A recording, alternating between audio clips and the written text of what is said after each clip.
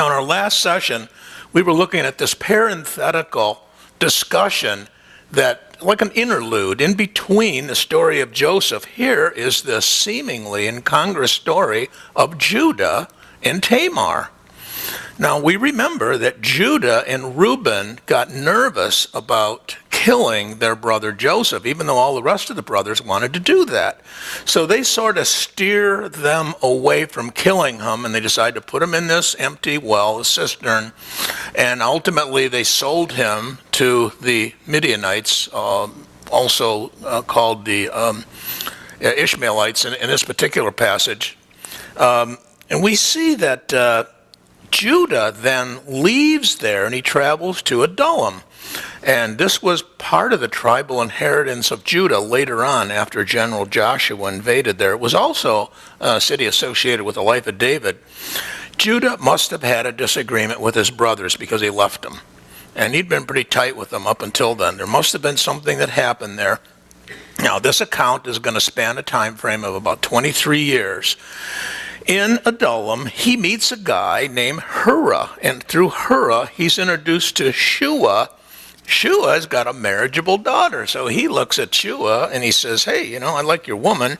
He marries this Canaanite woman. He's not supposed to marry into the Canaanite family. Abraham would not let his son marry into the Canaanite family. Isaac, his son, would not let any of his sons do this. They did. They did it anyway. Now, Jacob did not do that, but Esau did. Ishmael did. These were people you were not supposed to marry into. And these guys went to great length to prevent their kids from doing that. But Judah was the chosen one. I don't think he knew it at that time because the designation of him being of the Messianic line is not going to come about until the 49th chapter of Genesis, where Jacob is blessing his children just before his death. So what happens here is that he takes this woman and he goes in unto her. In other words, he has relations with her, and they produce 3 children, Onan, and Shelah. Now, is the only one that his wife names because he's out of the city in a place called Chezib, and she names Onan and Shelah. Now, you know that we have looked at Hebrew names in the past, and at the birth of the children, the names have significance to events that are transpiring at that time. And here, it looks like Judah was really remorseful about what he had done to Joseph, because these names mean forsaken, lonely, sorrow, deception. What better characterization can we have to what they did to Joseph? When was grown, he marries a woman named Tamar. And the text tells us that he was wicked in the eyes of the Lord, and the Lord took him. So the Hebrew word there for wicked is rah, and it's a designation that denotes a degree of wickedness that is justified by divine vengeance. It's justified that divine vengeance can be used in that particular situation. And this causes his death. So Jehovah takes his life. It doesn't say how he took his life. It doesn't say what happened there. It just says that he died. And so in the practice of the Levirate marriage, which really didn't get codified until the Mosaic Law, but they were still doing these things at that time, Judah says to Onan, his second-born son, go in unto thy brother's wife and perform the duty of a husband's brother unto her and raise up seed to thy brother. It was a standard practice, and we saw that last week in Deuteronomy 25, Ruth 4, and then the Lord's even discussing it in Matthew 22, when the Sadducees were trying to trick him and get him to figure out who was going to be married to whom when there was a succession of Levirate marriages within one family. Now, the reason they did this was for inheritance purposes and so that the name of the individual who died would continue. Now, Onan doesn't seem to mind the good parts of this. He's looking at the inheritance. He's looking at having sexual relations with Tamar, who was very beautiful. And that was easy.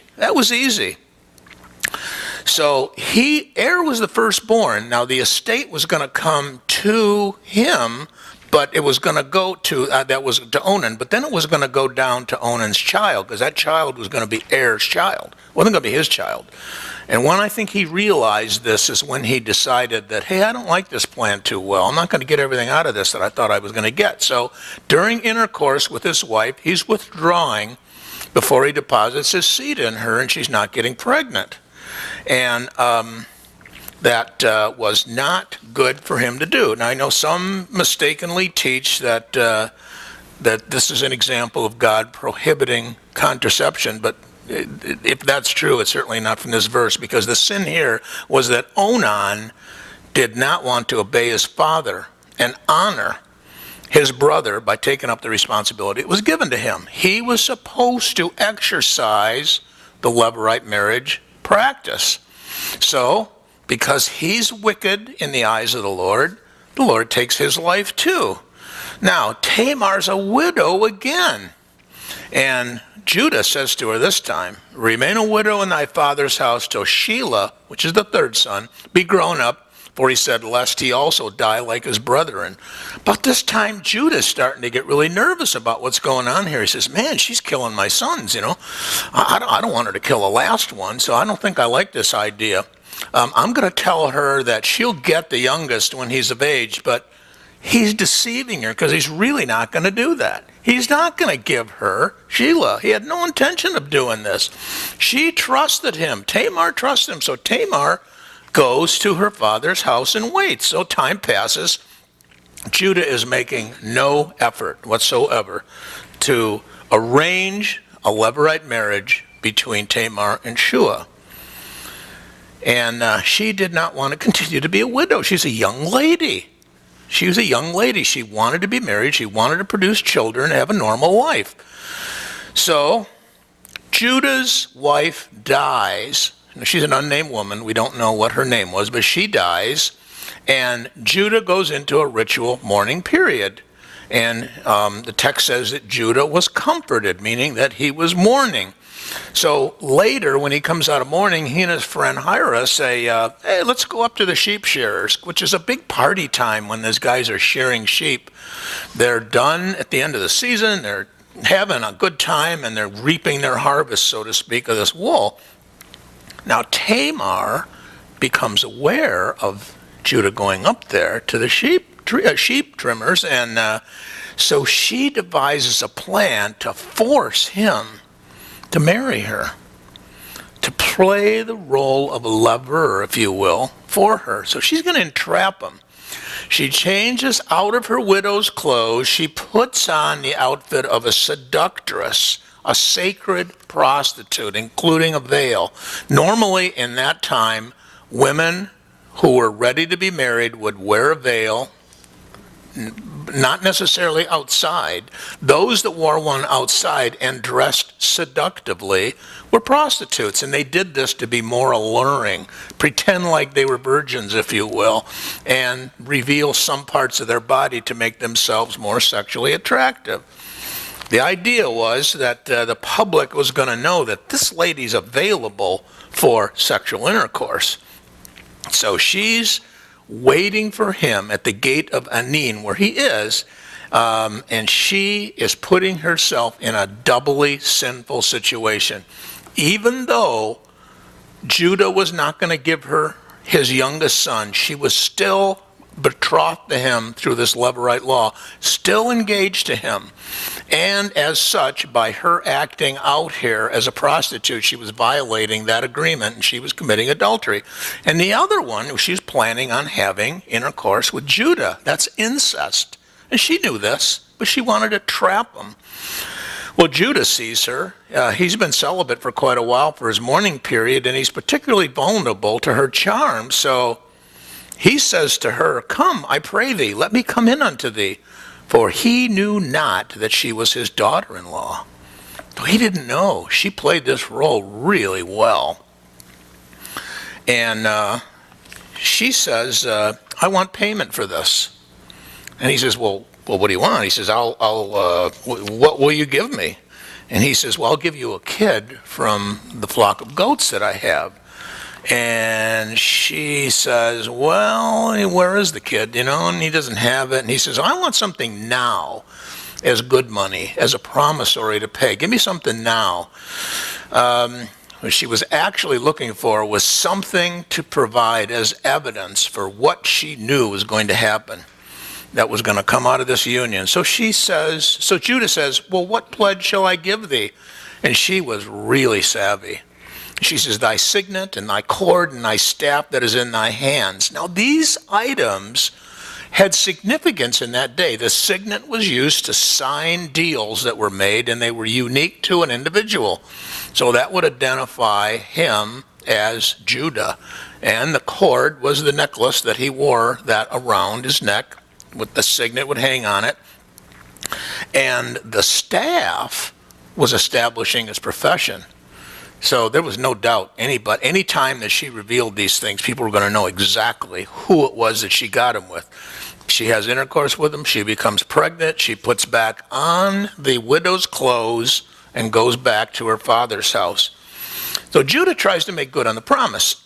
He sends Hira and back over there to give the kid to the woman, and he's looking around and he's asking the men of the place, he says, where's the prostitute that was at Anim by the wayside? And they said, there's no prostitute here. What are you talking about? Her is trying to honor this pledge that Judah had made. Plus, Judah wants his stuff back.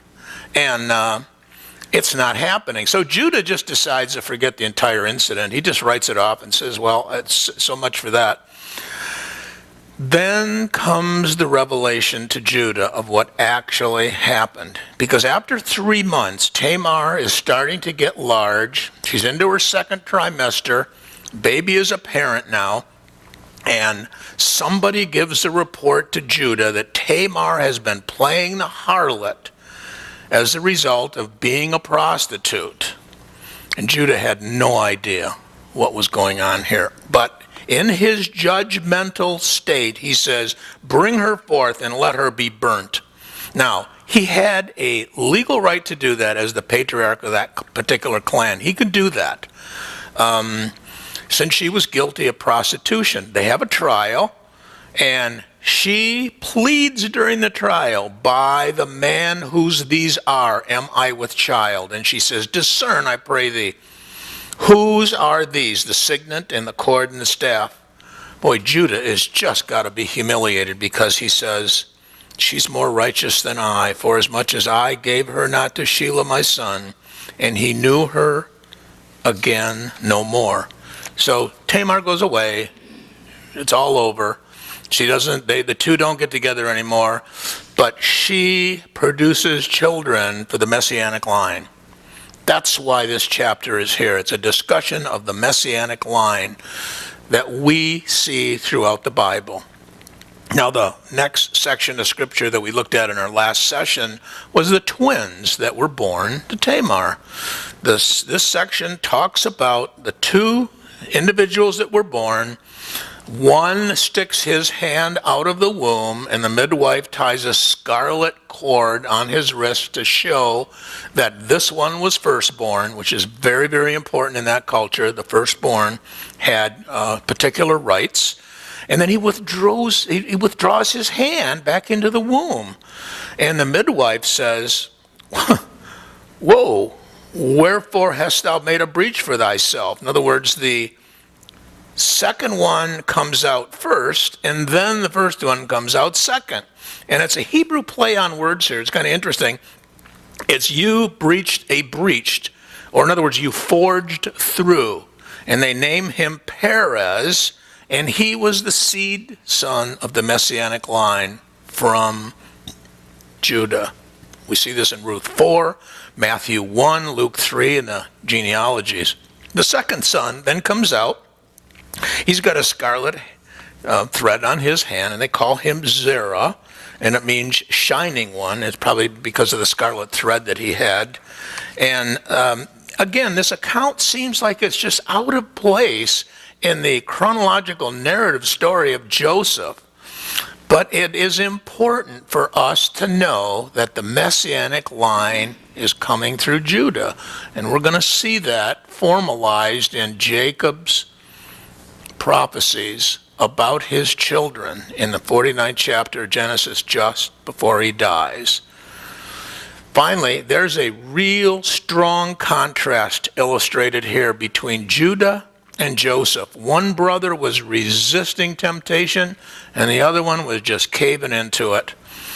And one of the reasons that we're going to see that God took Judah and the rest of the family to Egypt is because they were trying to marry into the Canaanite civilization.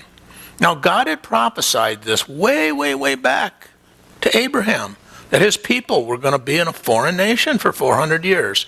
And this is how it happened. They will go down to Egypt. Now, for our message today, I want to start with Genesis 39, verses 1 to 6. And we're going to see that Joseph gets elevated again. His dad elevated him to a position of overseer, caused his brothers a lot of animosity and a lot of envy, and they got back at him, tried to kill him. It always happens, but God was with Joseph, and those that were around Joseph saw that his qualifications and qualities merited this. The text in the first 6 verses read, "And Joseph was brought down to Egypt, and Potiphar, an officer of Pharaoh's, the captain of the guard, an Egyptian, bought him of the hand of the Ishmaelites that had brought him down thither. And Jehovah was with Joseph, and he was a prosperous man, and he was in the house of his master, the Egyptian. And his master saw that Jehovah was with him, and that Jehovah made all things he did to prosper in his hand. And Jehovah found favor in his sight, and he ministered unto him, and he made him overseer over his house, and all that he had put into his hand.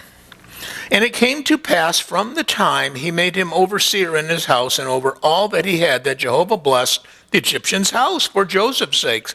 And the blessing of Jehovah was upon all that he had in the house and in the field. And he left all that he had in Joseph's hand. And he knew not aught that was with him, save the bread which he did eat. And Joseph was comely and well favored."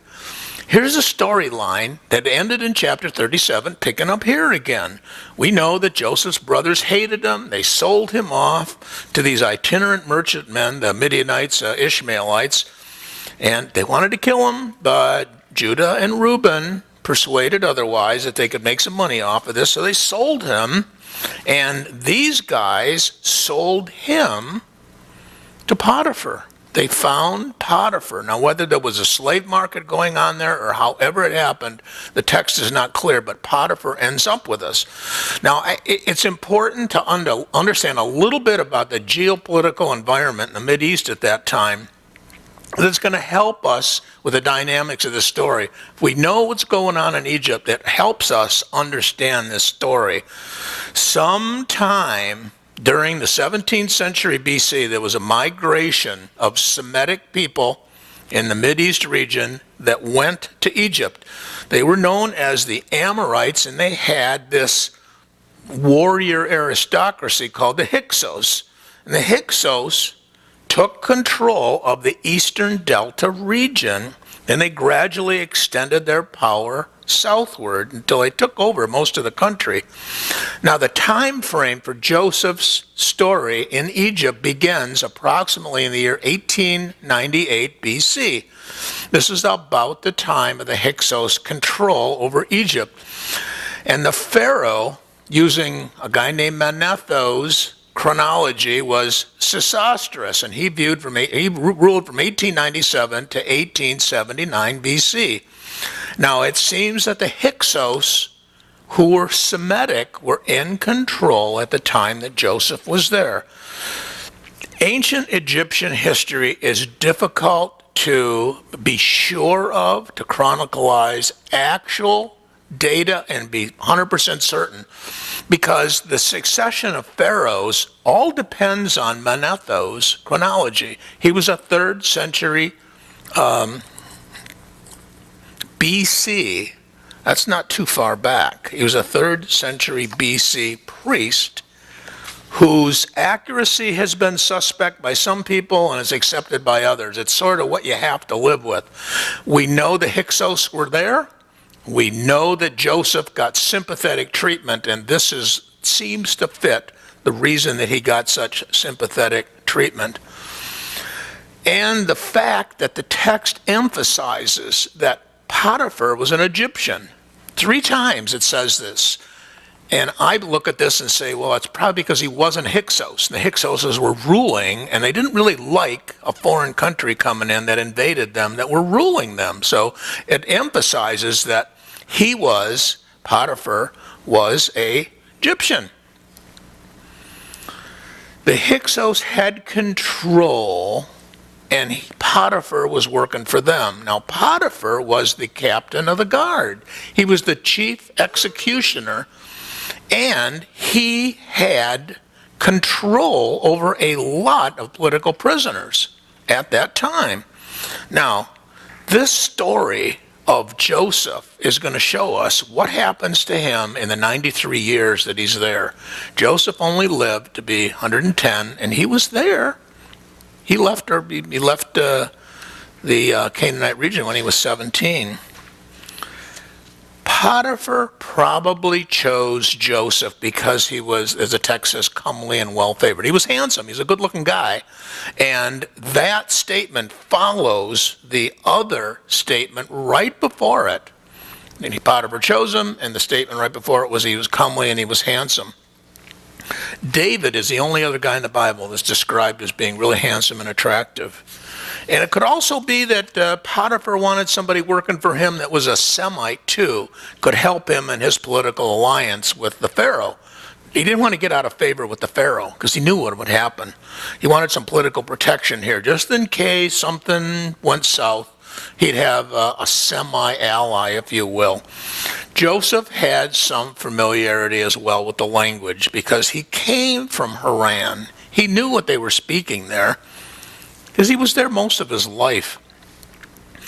God blessed Joseph, and this is stated 4 times in Genesis 39, and God was with him.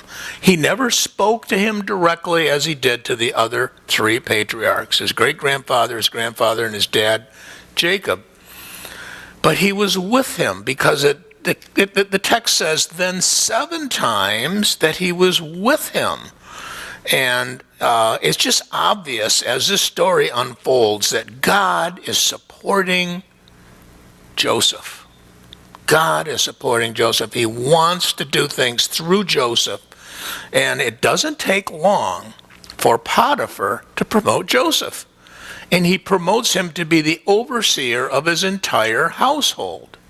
Over his entire household. He's got complete control of it. Everything he did in the house was under his control, and everything that happened out in Potiphar's field was in his control. The only thing that Joseph was not allowed to touch was food. The Egyptians didn't want anybody touching their food, and we're going to see this stated clearly in Genesis 43:32 when we get there. Now, here's the second time Joseph is given responsibility as an overseer over others. His father Jacob did it. It's an outworking of the Abrahamic covenant and the blessing and the cursing components. Joseph did personally strive to be the best that he could be, and he was making the best of a difficult situation. He always did. He took the situation he was in and he made the best of it. And there's great lessons for us there. Make the best of the situations that God has placed you in, because God is in complete control. Things are not happening here by chance. Things are happening by design. And you may not like the situation they're in, but God is going to show you what he wants you to do within that situation. Now, Potiphar, the chief executioner there, had a highly desirable and an envious position. The word here for his role is saras, and it means a eunuch. So Potiphar had probably been castrated so he could be close to this Pharaoh in Egypt without being a threat to him or his harem. This is a common Mideastern practice, and it began with the Sumerians, where they would castrate those men that were going to be closest to the ruler to eliminate the threat of him getting into the harem, touching his wife, or even trying to overthrow his empire. He was also married, so this means that his wife knew that he was a eunuch too, and this could very well be what motivated her to try and have relations, as we see with Joseph. And perhaps his political influence and his money was an acceptable trade-off for her for not being able to have relations with him. We don't really know, but it's a highly probable reason, because she was wanting to engage in an adulterous affair with Joseph. She may have even had an arrangement where she could discreetly engage in these affairs and normalize her life to some extent. Joseph is going to end up spending 8 or 9 years in Potiphar's employment. That's quite a while. The text moves on in Genesis 39, verses 7 to 18. We're going to see here the incident between Potiphar's wife, who is unnamed, and Joseph. And it came to pass after these things that his master's wife cast her eyes upon Joseph, and she said, "Lie with me." But he refused and said unto his master's wife, "Behold, my master knoweth not what is with me in the house, and he hath put me all that he hath into my hand. He is not greater in this house than I, neither hath he kept back anything from me but thee, because thou art his wife. How can I do this great wickedness and sin against God?" And it came to pass, as she spake to Joseph day by day, that he hearkened not unto her, to lie by her, or to be with her. And it came to pass about this time that he went into the house to do his work, and there was none of the men of the house there within. And she caught him by his garment, saying, "Lie with me." And he left his garment in her hand and fled and got him out. And it came to pass, when she saw that he had left his garment in her hand and was fled forth, that she called unto the men of her house and spake unto them, saying, "See, he hath brought in a Hebrew unto us to mock us. He came in unto me to lie with me, and I cried with a loud voice. And it came to pass, when he heard that I lifted up my voice and cried, that he left his garment by me and fled and got him out. And she laid up his garment by her until his master came home. And she spake unto him according to these words, saying, The Hebrew servant whom thou hast brought unto us came in unto me to mock me. And it came to pass, as I lifted up my voice and cried, that he left his garment by me and fled out." If Joseph hadn't have been so handsome, maybe his wife would have left him alone. But the text says that his master cast her eyes upon Joseph, and she said, "Lie with me." And that comes right after the statement about how attractive he is. So it's probably the reason why. Plus, he had a real powerful position. He'd been elevated to be second in command of Potiphar's empire here. Potiphar's not Pharaoh, but he still had a very, very high-ranking position. And that power had some attractiveness for her. So she comes on to him demanding a sexual union, and he refuses on 2 grounds. One, Potiphar has complete trust in me. He's given me authority over everything in this house except you. And 2, he was not going to violate his relationship to God, because he knew that God would see him. He knew that God sees everything. As a matter of fact, Proverbs 15:3 says, "The eyes of the Lord are in every place, beholding the evil and the good." She is persistent. She's not going to give up. We need to realize that all sin is against God. It's not just against each other in this horizontal environment we have here between people. Sin is against God. It is us hurting God by our sin. Joseph knew that. And she spake to Joseph day by day that he hearkened not unto her, to lie with her, to be with her. So she was harassing him daily. Hey, this is the ancient form of what we call today sexual harassment. She was harassing him. And it caused him to now want to avoid her. So he's going out of his way to stay away from her. Well, she sees this and she concocts this little plan to have sex with him. And she makes sure that the workers are out of the house. And they're gone, and she waits for Joseph to come in to do his work. So she catches him by his garment and demands sex. The Hebrews, in their midrash, also say that she didn't have any clothes on. She was trying as hard as she could to tempt him, as hard as she could. He flees the house, and he leaves his garment there. Oh, that's the only thing to do. When you are faced with sin in a temptation situation, you have to flee. Look at what 1 Corinthians 10:13 says. There hath no temptation taken you but such as is common to man. But God is faithful, who will not suffer you to be tempted above that ye are able, but with the temptation also make a way of escape, that ye may be able to bear it. You don't have to stay in a tempting situation. If the temptation is going to cause you to sin, get away. God will provide some means for you. You got to look for it, but there will be some means for you to get out before you sin. Now, Potiphar's wife was scorned now. I mean, she's coming on to Joseph strong. You know the old saying, hell hath no fury like a scorned woman. Well, man, she's going to get him back. So she starts to lie about what really happens. She knew that the people in her employ there, or actually Joseph's employ, were going to be sympathetic for her for two reasons. One, Joseph was a foreigner. He's a Hebrew, and they weren't. They were Egyptians. And Joseph got promoted over them so quickly. And two, he had risen so quickly over them that it had to raise their envy. And she was appealing to that. The Egyptians didn't like their Hyksos rulers, and Joseph's heritage is going to put him in the same category. So she claims that he tried to rape her.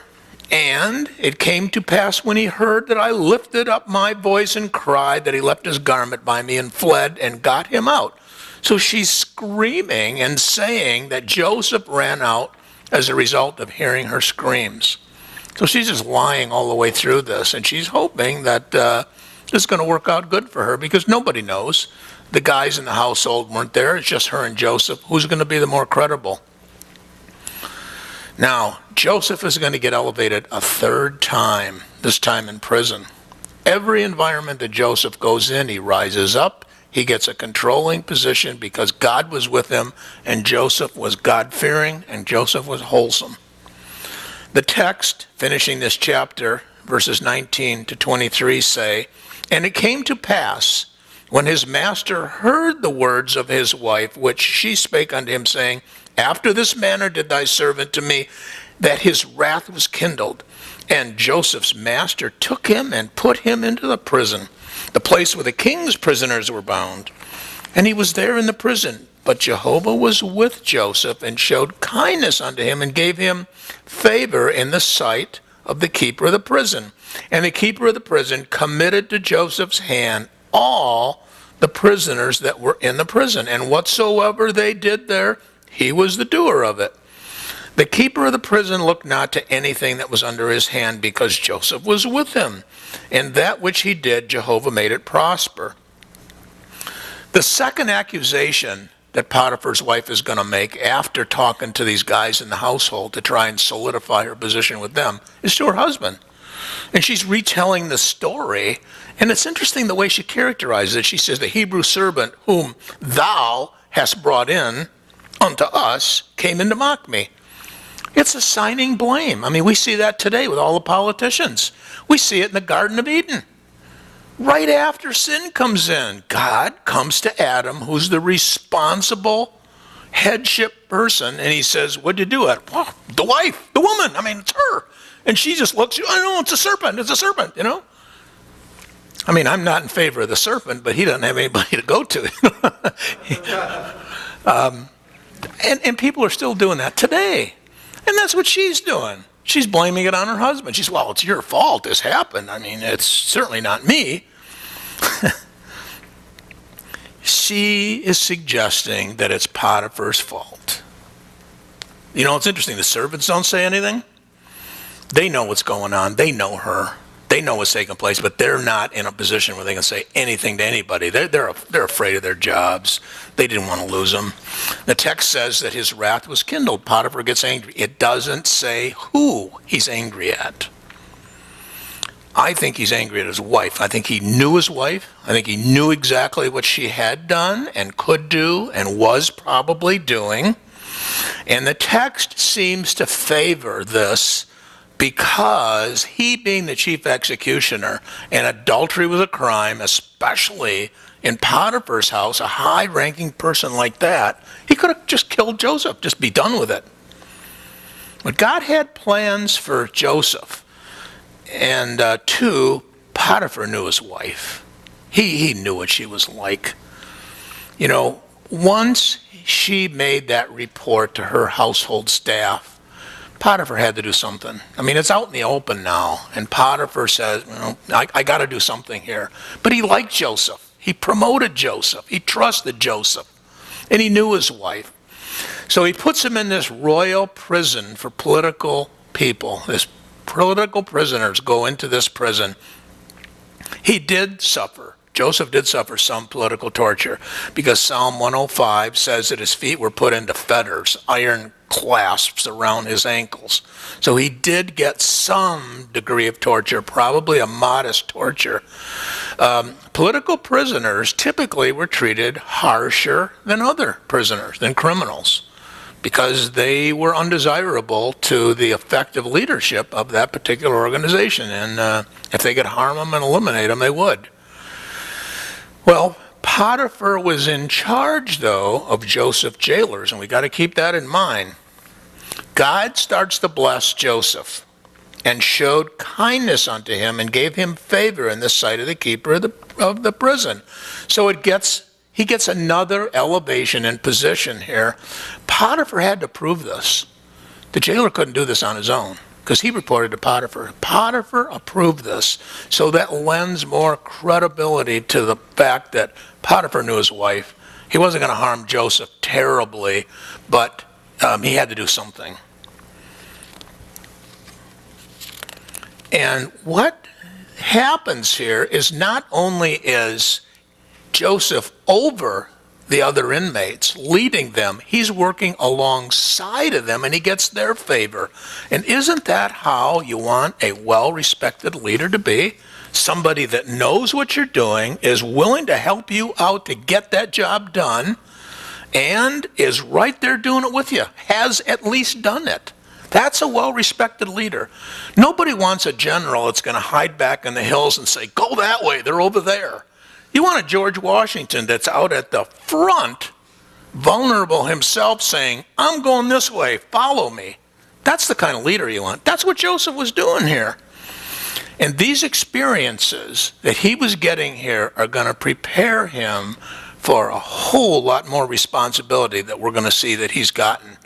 Joseph will become prime minister of Egypt under Pharaoh. Only Pharaoh would have more control, but Joseph is going to become prime minister. It's just a fascinating story and great lessons for us.